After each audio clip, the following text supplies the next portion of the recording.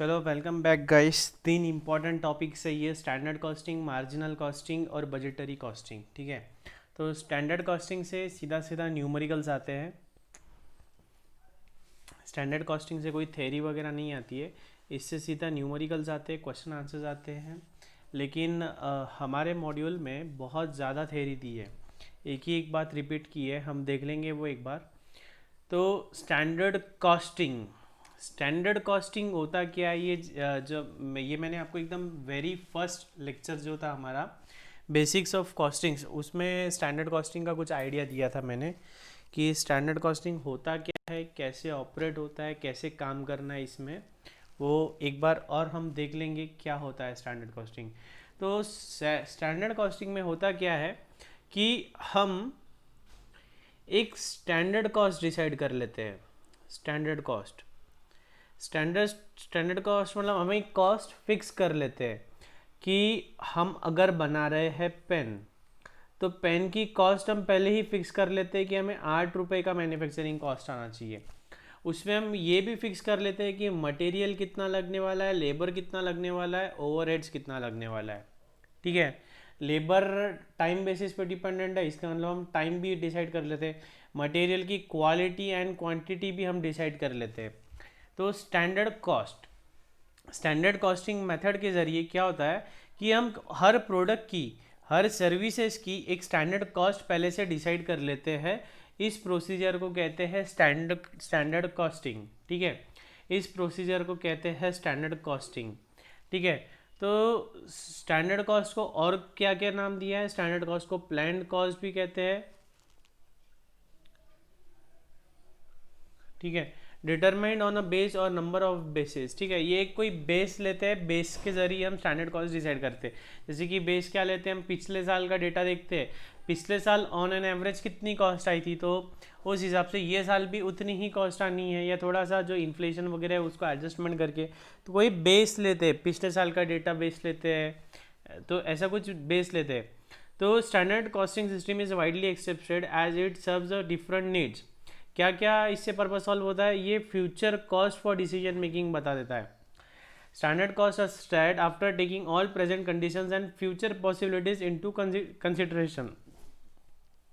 Future cost for the purpose of cost estimation. देखो, standard cost कैसा होता है, अगर हमारे पास प्रोडक्ट की स्टैंडर्ड कॉस्ट डिसाइडेड है, तो कोई भी कस्टमर आता है, वो बड़ा हमें ऑर्डर प्लेस करता है, तो हम उसे एग्जैक्टली कोटेशन दे सकते हैं। हम उसे ऐसा तो नहीं कहेंगे ना कि रुक जा भैया, मैं पहले रॉ मटेरियल बुलाता हूँ, मैन्युफैक्चर करता हूँ, फिर तुझे बताता हूँ कितना कॉस्ट आया, उस पर प्रॉफिट जोड़ता हूँ। ऐसा तो नहीं हो सकता है ना। तो हम हमारी फ्यूचर की कॉस्ट अभी ही प्रोडिक्ट कर लेते हैं कि हमें ये प्रोडक्ट बनाने में कितना कॉस्ट आने वाला है। Provide target to be achieved. अगर हमारी स्टैंडर्ड कॉस्ट डिसाइडेड है, अगर हमने स्टैंडर्ड कॉस्ट देखा पेन बनाने का, अगर हम डिसाइड करते हैं standard cost for manufacturing pen 8 है, तो ये हमें एक टारगेट मिल गया हमारे एम्प्लॉयज़ को ये टारगेट मिल गया कि इस प्रोडक्ट के मैन्युफैक्चरिंग में 8 रुपये लगने चाहिए ज़्यादा से ज़्यादा। उससे ज़्यादा अगर लगा तो फिर वो क्या हो जाएगा, गलत हो जाएगा। इससे ज़्यादा लगा तो एडवर्स बोलते हैं उसको, मैं आगे बताऊंगा फेवरेबल क्या है, एडवर्स क्या है। तो हमें एक टारगेट मिल जाता है कि इतना कॉस्ट हमको अलाउड है, 8 रुपये तक के हम पेन मैन्युफैक्चर करते हैं। फिर इसमें भी बाइफर्केशन है, मटेरियल का कितना, लेबर का कितना, ओवरहेड्स का कितना। फिर हम ड्रिल डाउन करते हैं, मटेरियल ज़्यादा लगा कि लेबर लगा कि ओवरहेड लगा। ये सारी बातें आगे दिखेंगी न्यूमेरिकल्स में, यही है, मटेरियल में लगा कि लेबर में लगा, ये सब है उसमें। Use in budgeting and performance evaluation.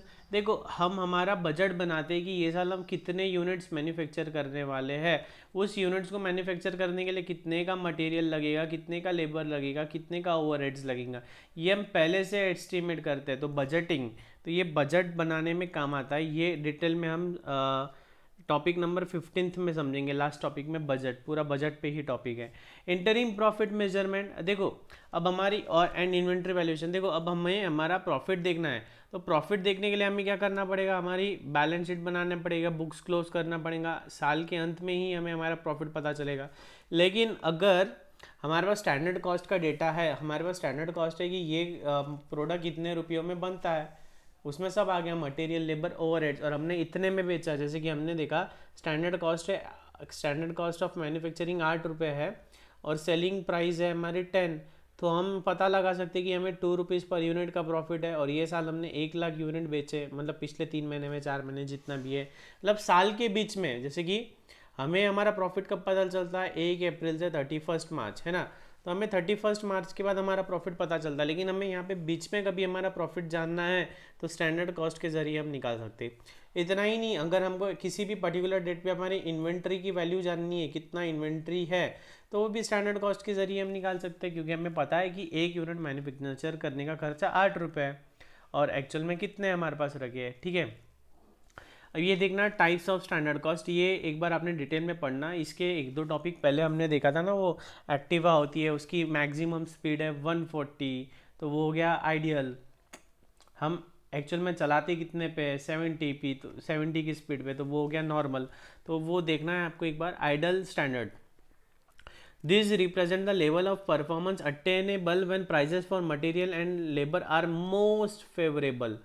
Ideal standards मतलब इतना मोस्ट फेवरेबल, जैसे कि मटेरियल एंड लेबर एकदम सस्ते में मिल रहा है हमको, कम से कम क्या रेट में मिल सकता है हमको मटेरियल एंड लेबर, वो कंसिडर करके अगर हम कॉस्ट निकाल रहे हैं, तो वो हो जाएंगी हमारी आइडियल स्टैंडर्ड कॉस्ट, वो हो जाएंगी हमारी आइडियल स्टैंडर्ड कॉस्ट, ठीक है। मतलब मटेरियल भी एकदम कम में मिल रहा है, लेबर भी कम में मिल रहा है, वेस्टेजेस सब कम हो रहे हैं, एकदम फेवरेबल, सबसे फेवरेबल अच्छी सिचुएशन में जो कॉस्ट है उसे कहते हैं हम आइडियल स्टैंडर्ड कॉस्ट।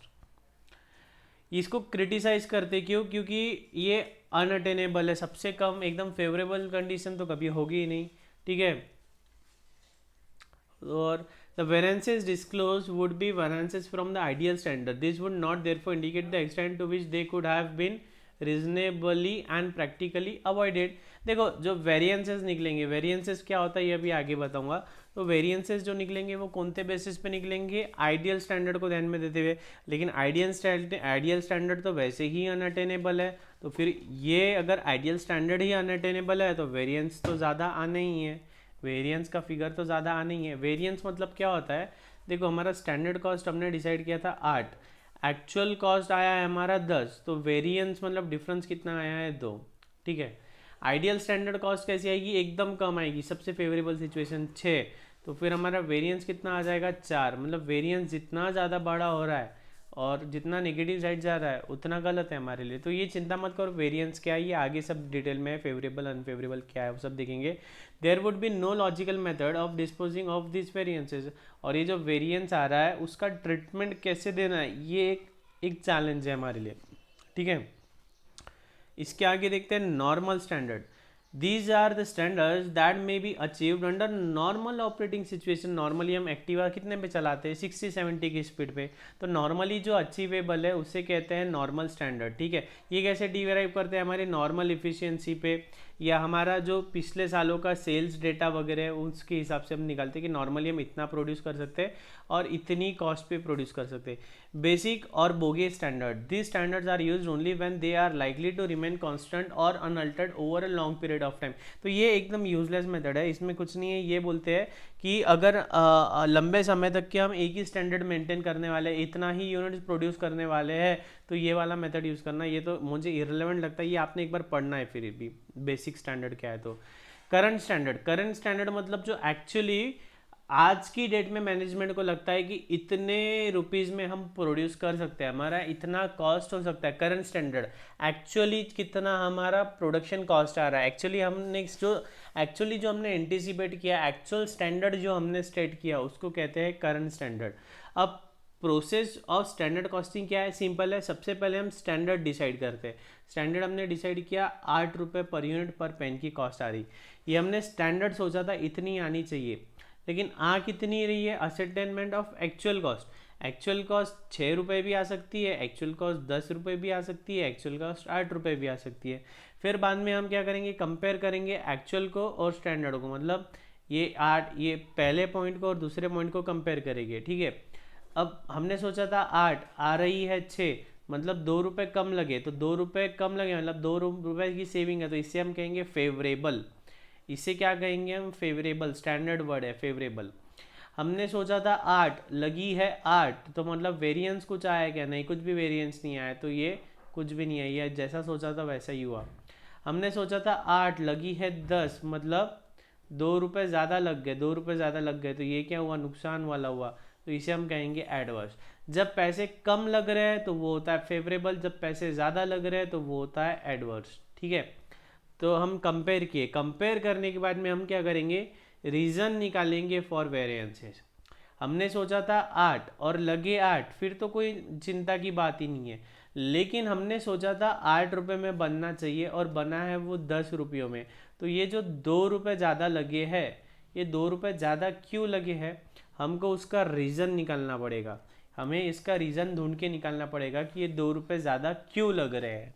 ठीक है, इतना ही नहीं, हमने सोचा था 8 लगे हैं 6, ये 2 रुपये कम लगे हैं, तो ये कम लगे हैं तो बात तो अच्छी है, लेकिन ये कम क्यों लगे हमें वो भी निकालना पड़ेगा। कहीं ऐसा तो नहीं हमने लो क्वालिटी का प्रोडक्ट सप्लाई कर दिया, क्वालिटी में कॉम्प्रोमाइज़ कर दिए, कहीं ऐसा तो नहीं हो गया। यहाँ कहीं ऐसा तो नहीं हो गया कि ये जो स्टैंडर्ड हमने 8 रुपये का सेट किया था ये स्टैंडर्ड ही गलत हो गया। तो अगर कम है तो भी हमें एनालाइज करना है, उसको इन्वेस्टिगेट करना है, रीजन फॉर वेरिएंसेस। तो आगे जितने भी न्यूमेरिकल्स है उसमें हम यही करने वाले, हमें स्टैंडर्ड दे दिया रहेगा और एक्चुअल दे दिया रहेगा। हमें इन दोनों का मतलब हम स्टेप 3 करने वाले और स्टेप 4 करने वाले। क्वेश्चन में स्टैंडर्ड भी दे देते हैं वो लोग और एक्चुअल भी दे देते हैं, हमें ये दोनों कंपेयर करना है। पूरे टॉपिक में सिर्फ यही है, बाकी ये जो अभी 8-10 पेज का थ्योरी है ये सब यूजलेस है, ऐसे ही दे रखा है उन्होंने। ठीक है, ये एक बार सेटिंग अप। अच्छा, और ये एक पॉइंट और दिया है कि इन्होंने डिस्पोजिशन ऑफ वरांसेस। अब वरांस जो आ गया है उसको डिस्पोज ऑफ कैसे करेंगे, मतलब जो खर्चा लग गया है, अब खर्चा जो लग गया है वो कहीं ना कहीं तो डालना पड़ेगा कोई ना कोई अकाउंट में। तो कौन से अकाउंट में डालना है, कॉस्टिंग प्रॉफिट एंड लॉस में डालना है कि कहाँ डालना है, कहाँ कैसे रिकवर करना है, वो सारी चीज़ों को कहते हैं डिस्पोजिशन ऑफ स्टैंडर्ड वरांसेस, उससे कहते हैं डिस्पोजिशन ऑफ वरांसेस। ठीक है, अब setting up of standard cost. Standard cost कैसे सेटअप करते हैं, जितने भी अलग अलग कॉस्ट है हम सब डिसाइड करते हैं कि डायरेक्ट मटेरियल कितना लगने वाला है, डायरेक्ट एम्प्लॉय कितना लगने वाला है, ओवरहेड कितना लगे। स्टैंडर्ड कॉस्ट निकालना है। कॉस्ट कैसे निकलती है, इन तीनों बातों को जोड़ के ही तो हमारे प्रोडक्ट की कॉस्ट बनती है। तो हम क्या करेंगे, ये तीनों बातें डिसाइड कर लेंगे कि मटेरियल कितना, मटेरियल कॉस्ट कितनी आनी है, एम्प्लॉय कॉस्ट कितनी आनी है और ओवरहेड कितना आना है। अगर हमने ये तीनों डिसाइड कर लिया तो हमारी स्टैंडर्ड कॉस्ट डिसाइड हो गई एक बार, है ना। स्टैंडर्ड कॉस्ट निकालना मतलब क्या है, उस प्रोडक्ट की कॉस्ट निकाला और उस प्रोडक्ट में कॉस्ट लग कौन सी रही है, मटेरियल की लग रही है, लेबर की लग रही है और ओवरहेड्स की लग रही है। ठीक है, physical standards. Physical standards refer to expression of standards in unit और आवर्स। ठीक है, यूनिट एंड आवर। जैसे कि फिजिकल स्टैंडर्ड हमने सोचा, जैसे कि पिछले टॉपिक में हमने देखा था कि हमारी मशीन की कैपेसिटी है 1,20,000 यूनिट्स, तो ये क्या हो गया हमारा फिजिकल स्टैंडर्ड। हमने टारगेट किया था कि हमें 1,20,000 यूनिट बनाना है, लेकिन हम ज़रूरी नहीं ना कि 1,20,000 बनाएंगे, हम कम भी बना सकते हैं। जैसे कि वो एग्जांपल में हम 50% कैपेसिटी पे ऑपरेट किए, कभी 80% कैपेसिटी पे ऑपरेट किए, तो ज़रूरी नहीं है ना कि जो स्टैंडर्ड हमने सोचा है वो अच्छी भी होगा। तो फिजिकल स्टैंडर्ड मतलब अगर हम यूनिट्स के टर्म्स में बात करें या आवर्स के टर्म्स में बात करें तो उसे कहते हैं फिजिकल स्टैंडर्ड, उसे कहते हैं फिजिकल स्टैंडर्ड। तो फिजिकल स्टैंडर्ड सेट करने का काम किसका होता है, इंडस्ट्रियल इंजीनियरिंग डिपार्टमेंट का।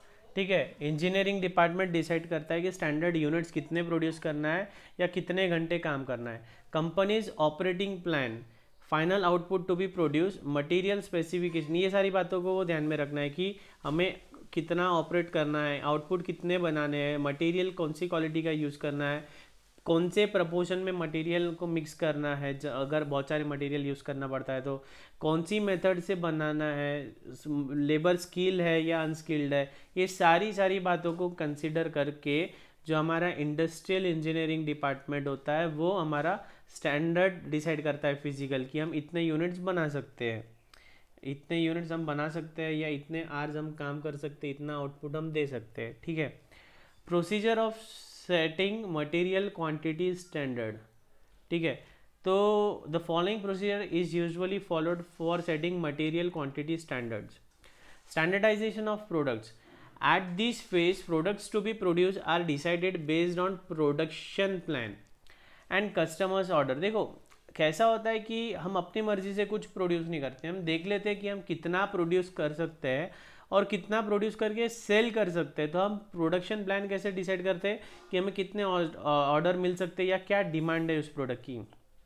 ठीक है, तो हम पहले देखते हैं व्हाट टू प्रोड्यूस, किस तरह का प्रोडक्ट प्रोड्यूस करना है और कितनी मात्रा में, कितनी क्वांटिटी में। ठीक है, फिर हम प्रोडक्ट की स्टडी करते हैं कि हमें जो प्रोडक्ट बनाना है वो कैसा है, मतलब कैसे बना सकते हैं उसको, उसको बनाने के लिए क्या क्या लगता है, कोई वेदर कंडीशंस है क्या, कोई स्पेसिफिक प्लांट मशीनरी है क्या, या कोई स्पेसिफिक रॉ मटेरियल लगता है क्या, और कौन से तरीके का रॉ मटेरियल उसमें यूज़ कर सकते हैं। ठीक है, और जो हम बना रहे हैं वो मार्केट में बिकेगा क्या नहीं, ये भी हमको स्टडी करना पड़ता है। प्रिपरेशन ऑफ स्पेसिफिकेशन लिस्ट, बाद में ऊपर की 2 स्टेप्स होने के बाद में हम क्या करते हैं, स्पेसिफिकेशन की लिस्ट बनाते हैं। हमने देखा था ना मटेरियल रिक्विजिशन के टाइम पे, हम जो गुड्स प्रोड्यूस करते हैं वो कैसे प्रोड्यूस करते हैं, हमें इंजीनियरिंग डिपार्टमेंट बताता है कि हमें इतनी क्वांटिटी में ये क्वालिटी का ऐसा ऐसा मटेरियल यूज़ करना है। तो वो जो स्पेसिफिकेशन की लिस्ट है वो यही है, स्पेसिफिकेशन लिस्ट हमें बनाना पड़ता है। फिर बाद में एक टेस्ट रन करते हैं, सैंपल बना के देखते हैं सही में बन रहा है या नहीं बन रहा है प्रोडक्ट। ठीक है, तो ये क्या था हमारा procedure of setting material quantity standard, हमारे क्वांटिटी का स्टैंडर्ड डिसाइड कर रहे हैं हम। ठीक है, procedure for setting labour time standard, देखो हम क्या कर रहे हैं, स्टैंडर्ड कॉस्ट निकाल रहे हैं। अब स्टैंडर्ड कॉस्ट निकालते टाइम पे क्या निकाल रहे हैं हम, मटेरियल कितना लग रहा है, लेबर कितना लग रहा है, ओवरहेड कितना लग रहा है ना। तो मटेरियल की क्वांटिटी डिसाइड कर लिया जो हम कर सकते हैं, और प्रोड्यूस करने के लिए टाइम कितना लगने वाला है स्टैंडर्ड वो हम देखेंगे, हम एनालाइज करेंगे और फिर उस पर से डिसाइड करेंगे कि इतने टाइम में हमारा ये मटेरियल बनना चाहिए, इस मटेरियल को प्रोड्यूस करने के लिए कितना टाइम लगता है, ये हम डिसाइड करेंगे।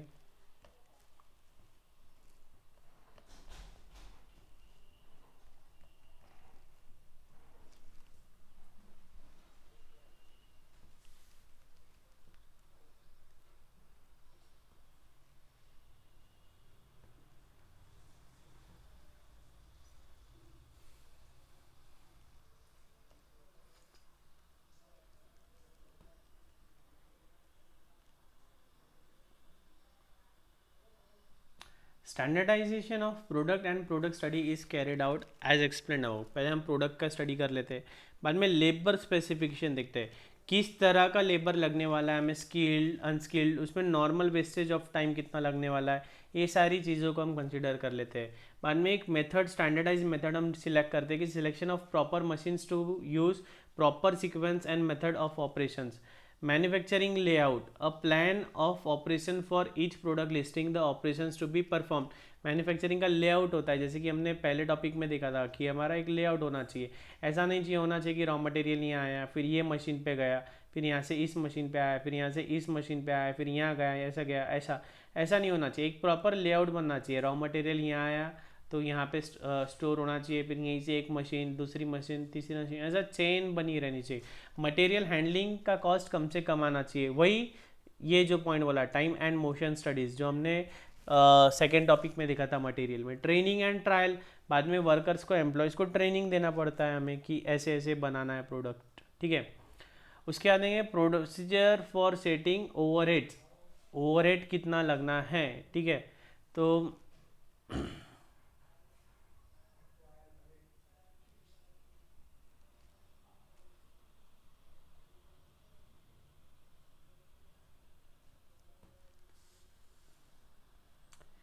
Problem faced while setting physical standard. A situation may arise where the company is introducing the manufacture of a new line of product. In such case, it may be necessary to employ workers who have no experience in the job.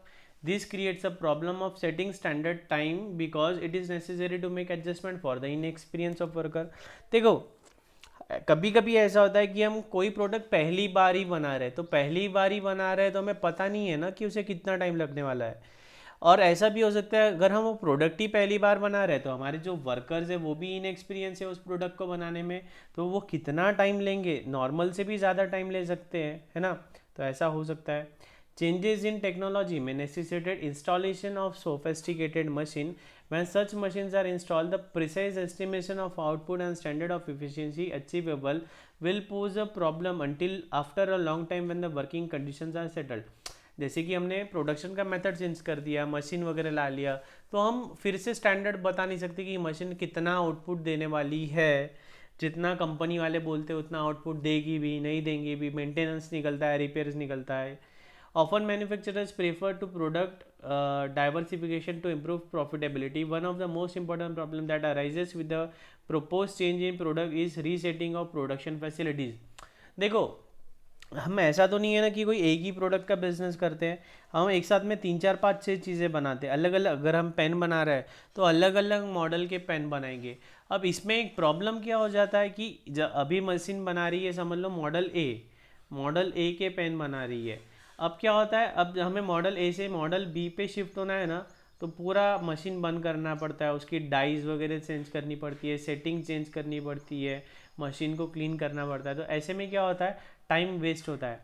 Standard of material specifications are established and if the materials are and and if the materials are not available as per specification, the standard may not be achievable. देखो, हम जो standard निकाल रहे हैं वो एक particular quality of material को देख के निकाल रहे हैं, लेकिन अब वो क्वालिटी का मटेरियल अवेलेबल नहीं है, तो हमें क्या होगा, टाइम ज़्यादा लग जाएगा। जैसे कि मान लो घर में खीर बनानी है तो हम एकदम अच्छी क्वालिटी का दूध लेके आएंगे, अमूल गोल्ड का, है ना, अमूल गोल्ड का एकदम जाड़ा दूध लेके आएंगे अच्छी क्वालिटी का। और लेकिन अमूल गोल्ड का दूध अवेलेबल नहीं है, दूसरा दूध अवेलेबल है जो काफ़ी पतला है, मतलब उसमें पानी मिक्स है। तो फिर क्या होगा, खीर बनाने को ज़्यादा टाइम लग जाएगा। हमने स्टैंडर्ड टाइम सोचा था कि 30 मिनट में खीर बन जानी चाहिए, क्यों, अगर हम अमूल गोल्ड का दूध लाते थे तो वो अच्छी क्वालिटी का होता था, लेकिन यहाँ पे पतला पानी वाला दूध है तो इसे ज़्यादा टाइम लग जाएगा गर्म करने में। तो स्टैंडर्ड अचीव नहीं होगा, नॉट बी अचीवेबल। क्यों, क्योंकि जो स्पेसिफिकेशन मटेरियल हमने देखा था, हमने जो स्पेसिफिकेशन का मटेरियल सोचा था स्टैंडर्ड कॉस्ट डिसाइड करते टाइम पे, वो स्पेसिफिकेशन का मटेरियल नहीं मिला, तो फिर क्या होगा, हमारा स्टैंडर्ड अचीव नहीं होगा। Very often the cost accountant is confronted with the problem of choosing the type of standards to be adopted. For example, industrial engineer has furnished the standard time for all direct labor operations as under. Standard time attainable by the best operation is 2 hours per unit of product, including allowances for personal fatigue and delay. Attainable good performance for the average trained operator is 2.10. Average past performance is 2.60. The problem is, should the direct labor standard be based on the maximum? देखो, ये standard decide करना अपने आप में challenge है। अब हमने ये लेना चाहिए या ये लेना चाहिए या ये लेना चाहिए, तीनों में अलग अलग स्टैंडर्ड है, इसमें 2 आ रहा है, इसमें 2.10 आ रहा है, इसमें 2.60 आ रहा है, तो कौन सा लेना है, यही एक बड़ा चैलेंज है। ठीक है।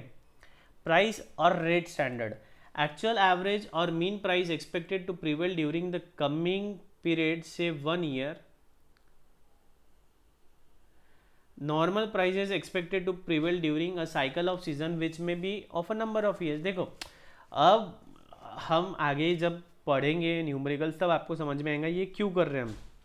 ऊपर क्वांटिटी का स्टैंडर्ड निकाला, अब रेट का स्टैंडर्ड निकाल रहे हैं, ऐसा क्यों।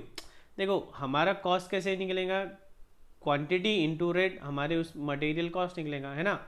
मटेरियल हम ले रहे हैं 10 रुपीज़ पर केजी का, और मटेरियल यूज़ किया हमने 100 केजी, तो 1000 रुपीज़, तो हमने क्वांटिटी ऊपर डिसाइड की। अब ये रेट जो है, ये रेट कैसे निकालेंगे, तो हम प्रोड्यूस कब कर रहे हैं, आने वाले समय में, फ्यूचर में प्रोड्यूस करने वाले, तो हमें रेट भी तो फ्यूचर का लगेगा ना। तो हम क्या करते हैं, एक्चुअल एवरेज और मीन रेट जो एक्सपेक्टेड है, कब एक्सपेक्टेड है, आने वाले समय में, वो कंसिडर करेंगे, या फिर जो नॉर्मल प्राइस जो एक्सपेक्टेड है आने वाले समय में। ठीक है। Procedure of setting material price standard. Material price are not altogether within the control of the manufacturer but the purchasing department.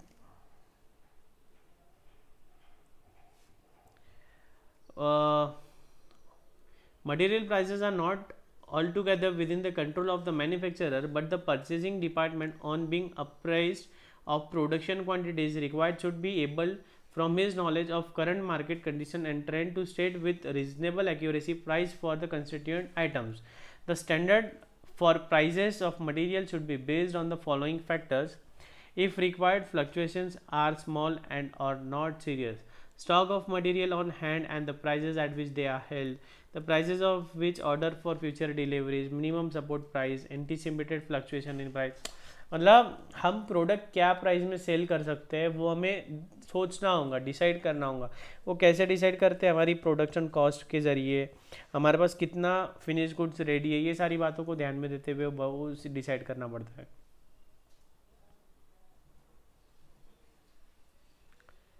ठीक है। Procedure of setting wage rate standard. तो ये कैसे डिसाइड करते हैं, हम देखते हैं कि पहले तो हम देखते हैं कि हमारा स्किल्ड लेबर है कि अनस्किल्ड लेबर है, उनके रेट डिसाइड करते हैं। बाद में हम देखते हैं कि टाइम कितना लगने वाला है वर्कर्स को, तो हम फिर ये देखते हैं कि इंडस्ट्री में बाकी की कंपनीज क्या रेट दे रही है, कितना पैसा दे रही है, वेज एग्रीमेंट कैसा है हमारे एम्प्लॉयज़ के साथ, और कोई जैसे कि wages act, payment of minimum wages act, payment of bonus act, ये गवर्नमेंट के कानून क्या बोलते हैं। हम बोलेंगे कि हम 10 रुपये घंटा देंगे एम्प्लॉयज़ को, ठीक है, लेकिन अगर हमारा लॉ ही ऐसा है कि 20 रुपये घंटे से कम पेमेंट नहीं दे सकते, तो ये रेट काम पड़ेगा क्या, नहीं, ये तो इलीगल हो जाएगा। तो ये सारी बातों को ध्यान में रखते हुए हम वेज रेट का स्टैंडर्ड डिसाइड करते हैं। और उसी तरह ओवरहेड एक्सपेंसेस का भी उसी तरह ये पढ़ना है आपको, सिंपल है। Types of variances. अब वेरिएंसेस जो आ रहा है, वेरिएंसेस मतलब जो डेविएशन आ रहा है वो कैसे कैसे है, कितने टाइप्स के, वो देखेंगे हम। ये एक बार पढ़ लो, procedure of setting overhead expense standard, एक बार पढ़ लो आप वो।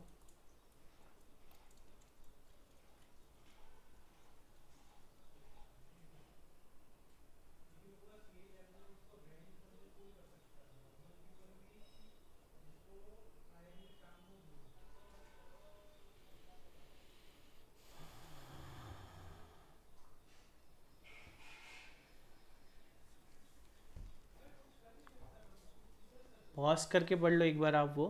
आगे का पढ़ते हैं हम, टाइप्स ऑफ वेरिएंसेस। तो वेरिएंस जो आ रहा है, जो डेविएशन आ रहा है, वो कैसा है, कंट्रोलेबल भी हो सकता है, अनकंट्रोलेबल भी हो सकता है। अगर वो कंट्रोलेबल है तो हम उसे कंट्रोल करेंगे, अनकंट्रोलेबल है तो हम क्या करेंगे, हमारा स्टैंडर्ड ही रिवाइज कर देंगे। Controllable variances are those which can be controlled under the normal operating conditions. मतलब हमने सोचा था 8 में बनेगा लेकिन वो बन रहा है हमारा 9 में, तो हम सोच रहे हैं ये क्यों ज़्यादा लगा, ये लगा मटेरियल के वजह से ज़्यादा। तो मटेरियल का कॉस्ट ज़्यादा क्यों आया है, क्योंकि स्ट्राइक थी, ठीक है। तो स्ट्राइक थी तो हम कंट्रोल कर सकते हैं, नेक्स्ट टाइम तो स्ट्राइक नहीं रहेगी ना। तो कंट्रोलेबल मतलब जो अवॉइड कर सकते हैं। लेकिन अनकंट्रोलेबल मतलब ये क्या है कि ये जो हमारे कंट्रोल में नहीं है, जो हम कंट्रोल ही नहीं कर सकते, अवॉइड नहीं कर सकते। तो अब अगर अवॉइड नहीं कर सकते, जैसे कि 9 रुपये लगे, 9 रुपये क्यों लगे, मटेरियल नहीं था। मटेरियल क्यों नहीं था, क्योंकि मटेरियल की कॉस्ट ही बढ़ गई है, रॉ मटेरियल की कॉस्ट ही बढ़ गई है। अब वो कॉस्ट कितना भी कोशिश करो हम कम होने वाली नहीं है। तो ये जो है हमारा स्टैंडर्ड जो 8 का था, वो 8 का स्टैंडर्ड हमें रिवाइज करना पड़ेगा और 9 करना पड़ेगा। क्यों, क्योंकि जो हम 8 रुपये में जो कॉस्ट पकड़ रहे थे उसमें से कोई भी एक कॉस्ट बढ़ गई है, और ऐसी बढ़ गई है हम उसको कंट्रोल नहीं कर सकते, ठीक है। अब ये है मोस्ट इंपॉर्टेंट, सारे क्वेश्चन आंसर्स में हमें यही निकालना है। फेवरेबल वेरिएंस है या एडवर्स वेरिएंस है। फेवरेबल वेरिएंस मतलब क्या रहेगा, हमने सोचा था 8 रुपये कॉस्ट आनी चाहिए, लेकिन कॉस्ट आ रही है एक्चुअल में 6 रुपये, तो 2 रुपये हमारे बच रहे हैं, तो ये क्या है, फेवरेबल वेरिएंस है। 2 रुपये क्या है, वेरिएंस है, लेकिन कैसा है, फेवरेबल है। हमने सोचा था 8 रुपये लगने चाहिए, लेकिन लग रहे हैं 10 रुपये, मतलब 2 रुपये हमारे ज़्यादा लग रहे हैं, तो ये क्या हमारा एडवर्स वेरिएंस है। ये क्या हमारा एडवर्स वेरिएंस है, ठीक है। स्टूडेंट्स में note that science of favourable and adverse variance में और may not match exactly with the method. हाँ, इसमें एक ध्यान में देने वाली बात ऐसी है कि ये माइनस आया इसके बदले इसलिए ये एडवर्स है, और ये प्लस आया इसलिए ये फेवरेबल है, ऐसा नहीं है। ऐसा नहीं है, ये क्यों ऐसा नहीं है मैं आगे बताऊंगा। हम कौन सा वेरिएंस निकाल रहे हैं उस पर डिपेंड करेगा। इसका बस लॉजिक एक ध्यान में रखना, अगर हमारा फ़ायदा हो रहा है, एफ से हमारा फ़ायदा हो रहा है, जहाँ पे भी हमारा फ़ायदा हो रहा है वो फेवरेबल है। जहाँ पे हमारा फ़ायदा हो रहा है वो फेवरेबल है, वो प्लस हो भले ही या माइनस हो, ठीक है। इस पर आपको डाउट्स आ रहे होंगे, लेकिन कंट्रोल करो जब अभी आप क्वेश्चन आंसर सॉल्व करोगे। देखो, स्टैंडर्ड कॉस्टिंग लाइफ में इसके पहले अभी कभी आपने पढ़ी नहीं है। जब अभी आप पढ़ोगे तो आपको समझेंगे वेरिएंस मतलब क्या है। ये एकदम थेरोटिकल है, मैं तो ये थेरी पढ़ाने ही वाला नहीं था, लेकिन दिया है मॉड्यूल में इसलिए पढ़ा रहा हूँ, नहीं तो ये थेरी का कुछ भी लॉजिक ही नहीं है, मतलब सेंस ही नहीं है। आप सीधा क्वेश्चन इसके इस टॉपिक के सीधा सीधा क्वेश्चन आंसर्स अगर आपने उठा लिए और सॉल्व करना स्टार्ट कर लिए तो भी आपको जम जाएंगे। ठीक है, पूरा फॉर्मूला बेस्ड टॉपिक है, पूरा फॉर्मूला बेस्ड टॉपिक है, फॉर्मूला अप्लाई करना है, आंसर मिलना है। ये टॉपिक बोनस टॉपिक है समझो। जिस भी स्टूडेंट को अगर फॉर्मूलेज याद है, और ऐसा भी नहीं कि फॉर्मूला रटना ही है, फॉर्मूलेज के भी लॉजिकल फॉर्मूलेज है। जिस भी स्टूडेंट को एग्जाम में फॉर्मूला याद आ गया उसको इस टॉपिक के मार्क्स मिलने ही मिलने हैं। ठीक है, अब वेरिएंस कैसे, टोटल कॉस्ट का वेरिएंस। ठीक है, अब उसमें मटेरियल की वजह से डिफरेंस आ सकता है, लेबर की वजह से आ सकता है, ओवरहेड की वजह से आ सकता है। मटेरियल में प्राइस का हो सकता है, यूजेज का हो सकता है, फिर यूजेज में और दो मेथड है, मिक्स, यील्ड। इन सब के एक एक फार्मूला, इसका एक फार्मूला, ऐसे इतने सारे, यहाँ पे ही 4 फार्मूले हो गए, यहाँ पे 5 फार्मूले हो गए, ऐसे इतने फार्मूलेज आपको याद करने हैं। ठीक है, ये डायग्राम देख लो, कुछ भी समझ में नहीं आएगा अभी ये डायग्राम में से। जैसे जैसे हम आगे बढ़ते जाएंगे एक एक, अभी हम पहले मटेरियल से स्टार्ट करेंगे, फिर प्राइस, फिर ये ऐसे धीरे धीरे हम एक एक टॉपिक कंप्लीट करते जाएंगे, एक एक करके हम एक वेरिएंसेस पढ़ने वाले हैं अभी ये। ठीक है, तो सिंपल टॉपिक है ये, कंप्यूटेशन ऑफ वेरिएंसेस। यहाँ से ये टॉपिक स्टार्ट होता है, यहाँ से ये टॉपिक स्टार्ट होता है। देखो फॉर्मूले स्टार्ट हो गए, यहाँ से ये टॉपिक स्टार्ट होता है और यहाँ से क्वेश्चंस आंसर्स बनेंगे आपके एग्जाम्स में। ठीक है, तो ये एक बार थ्योरी आपको अच्छे से पढ़नी है, थ्योरी अच्छे से पढ़ो। कोई डाउट आता है तो पूछो। वैसे थ्योरी में डाउट आया तो भी एक बार मैं तो कहूँगा पूछो मत, क्योंकि जब आप क्वेश्चन आंसर सॉल्व करना स्टार्ट करोगे तब आपके वो डाउट चले जाएंगे। क्वेश्चन आंसर जब आप सॉल्व करना स्टार्ट कर दोगे तो आपके वो जो भी डाउट्स है वो रिजॉल्व हो जाएंगे।